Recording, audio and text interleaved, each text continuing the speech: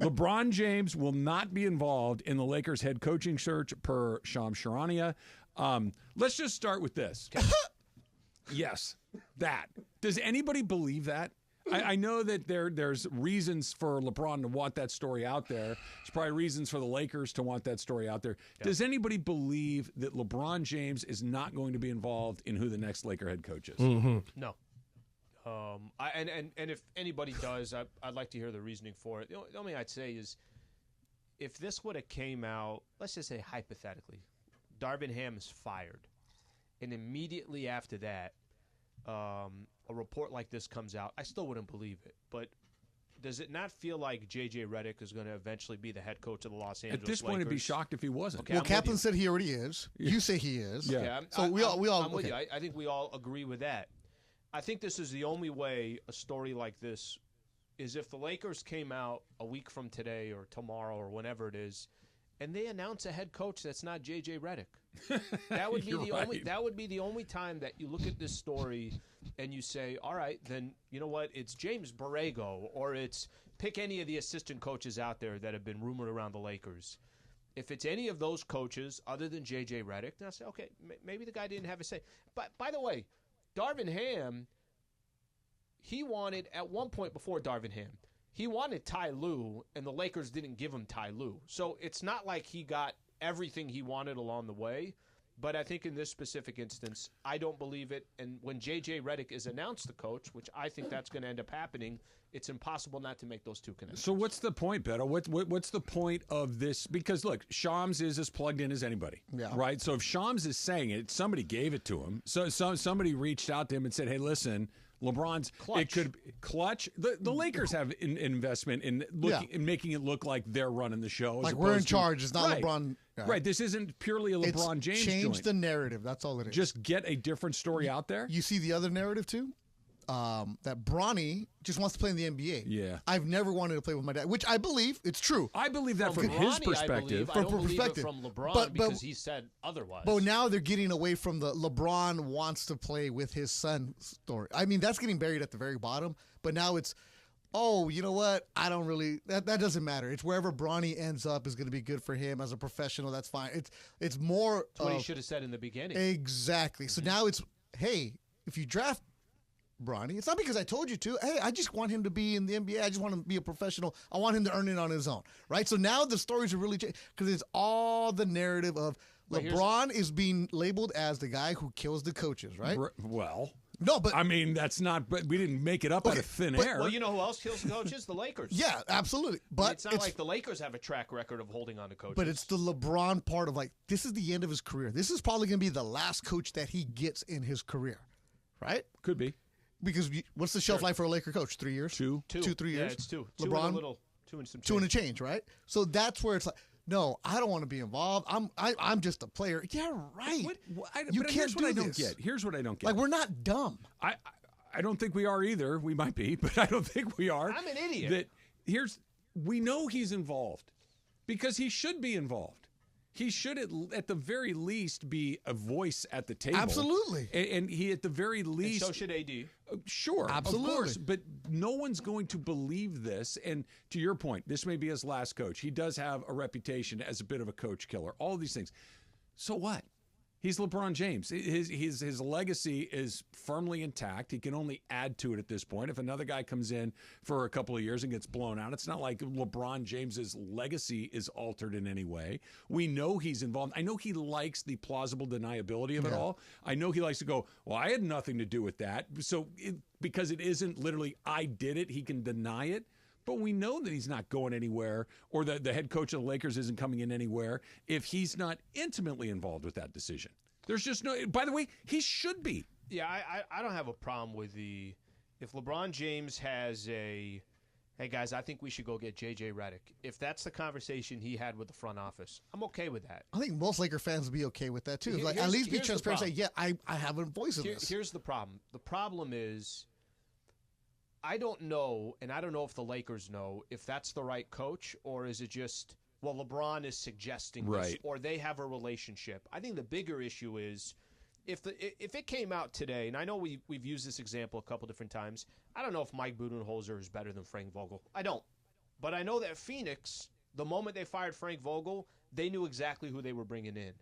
Now, does it matter if it's a couple weeks later or whatever the case, if Lakers and eventually bring in J.J. Redick? My issue is just not sure of the plan.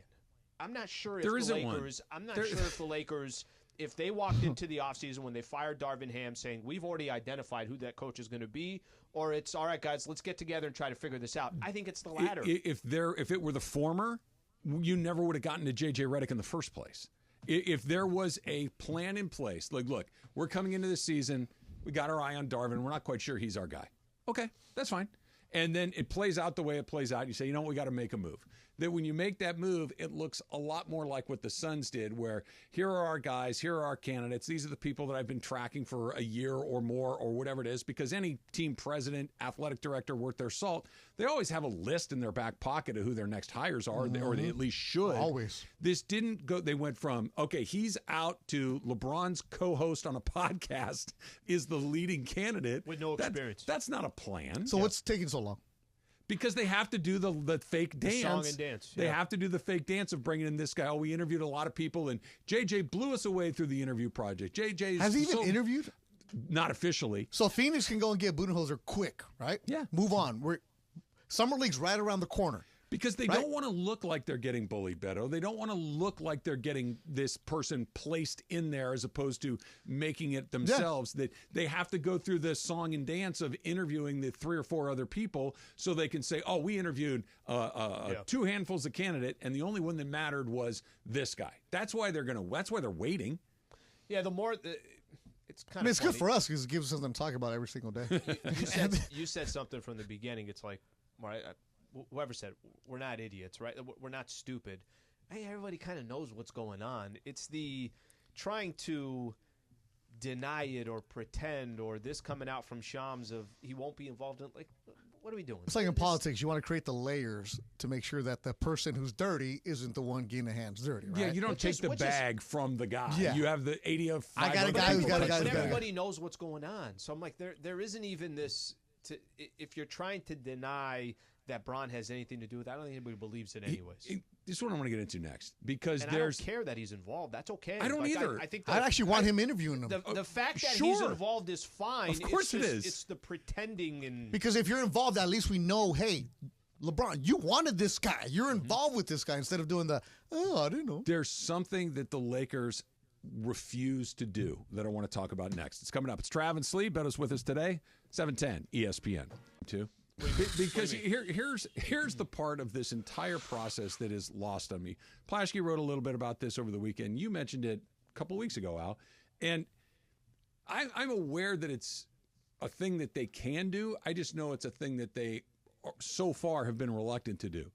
This whole, I want this coach, or I want my son to be drafted, or just the implied request of it, even if it's not explicit, right? Even if it's not do this or else, there's this feeling that if they don't accommodate LeBron's wishes for teammates, his wishes for coaches, his wishes for draft assets, that he may decide to opt out of his Laker deal and go somewhere else. Yeah. Try me. Where are you going to go? Where are you going to go that's better for you than right here? Where are you going to go? Where, not that he could fit in from a basketball sense, because I know that he could fit in anywhere, but where are the realistic landing spots for you? There are actually not many of them. It's not zero, but there's not a ton. The Lakers can say, you know what? I hear you. We're going to take it under consideration, but ultimately we're going to make a decision that's best for us, both for the short term, the medium term, and the long term.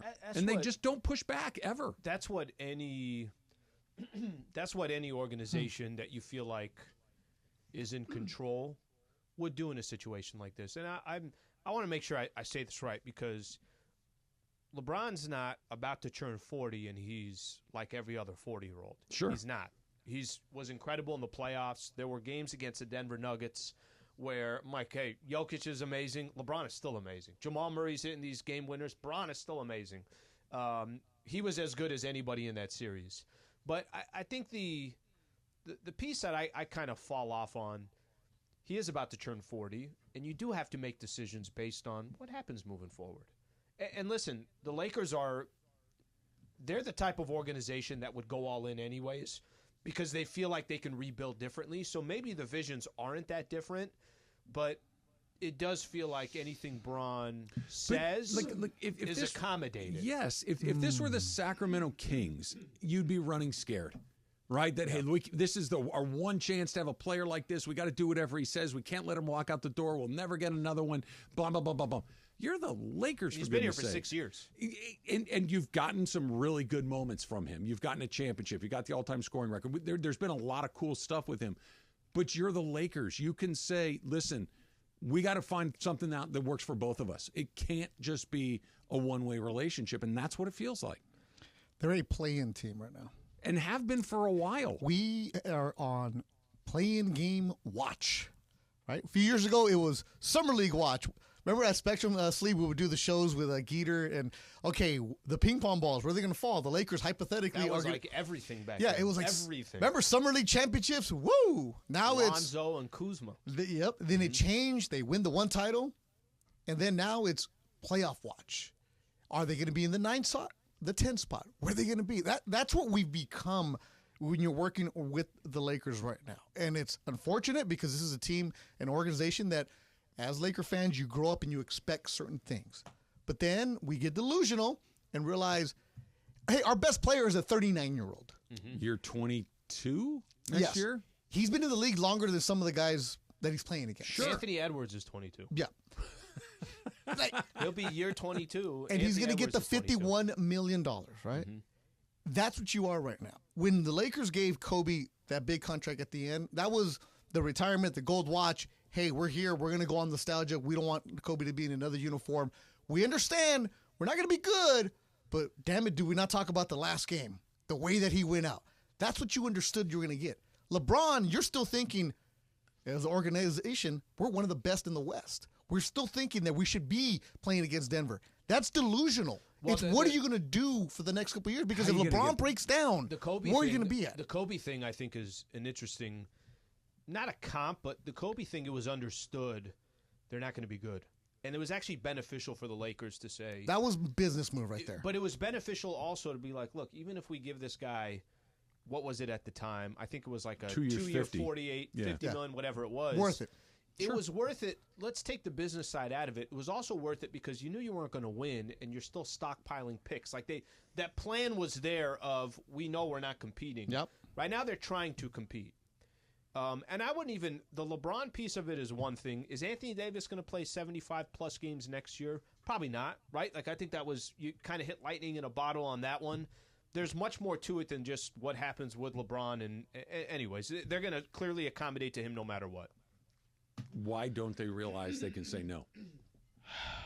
This is the part, and not say no like get out of here. No. Not saying no like, in other words, we realize that we have some cards to play to, and he doesn't get to call all the shots. Do you really? All the time? Do you really? Because they're giving in to him. They're going to.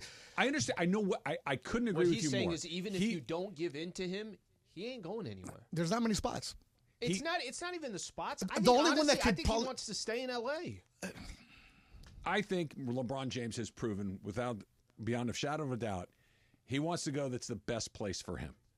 Absolutely, and that's here right now, right? Like if there were somewhere else that were a better opportunity, bam! I think he'd be. I think he'd be out the door. 5 years ago it would have been different for sure. But right now, this is what's best for him is to stay here, and the Lakers can use that if they choose to. But.